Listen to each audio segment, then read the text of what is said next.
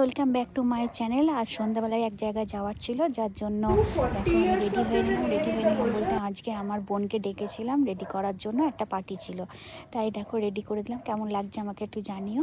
যাওয়ার ছিল একটা বার্থডে বাড়িতে, তো সেই জন্য আমরা রওনা দিয়ে দিলাম। তো এই যে